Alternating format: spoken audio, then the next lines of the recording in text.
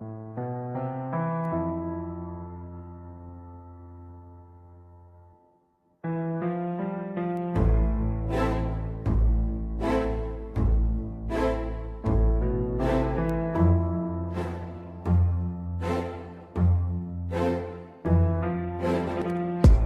انداز بیام ما بنداز، از دور دستور میدی که برانداز، ماهی مش دوباره برای دور انداز، ما تو راه داریم کلی دست انداز، چپ از راست دستا همه رو هم پرواز، شرم برباد حتی نداریم تو هم در راست، خشم در ما میسوزه اما نف در جا، کت بسته کیف بسته سرباز بزن در جا، خیز بدار سری نشین نداری جایگاه، دوست دشمن نداره همه در یک درگاه، زبان قاصر از این حجم از قفلت، جو سنگین تو هوا پاشیدن سربه با غلظت، چشم شب نگاه میکنه تو روز، برق روز میگیره تو شب،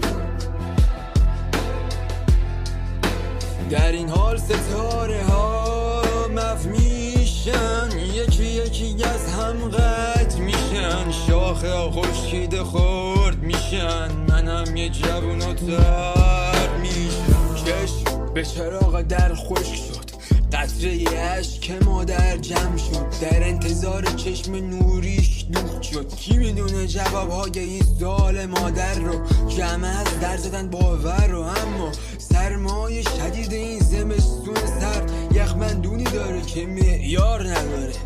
زلفشون تا ته نداره، جمع بزرگی که منبر نداره، سب تو خالی که منبت سرابه،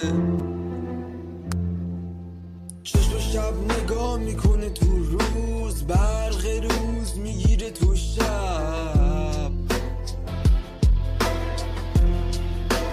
در این حال ستاره ها محو میشن، یکی یکی از هم قطع میشن، شاخه خشکیده خورد میشن، منم یه جوون و ترک میشن، از هر جد خلاص نداریم دنده عقب،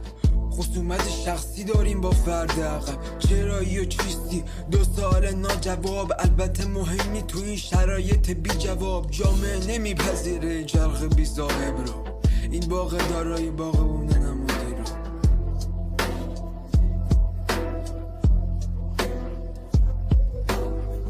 خاطره شده عذاب حال، فکر به آینده شده یه مورفین خیال، در همون لحظه خوابت میکنه، تو دیگه بیدار شدی عزادارت میکنه.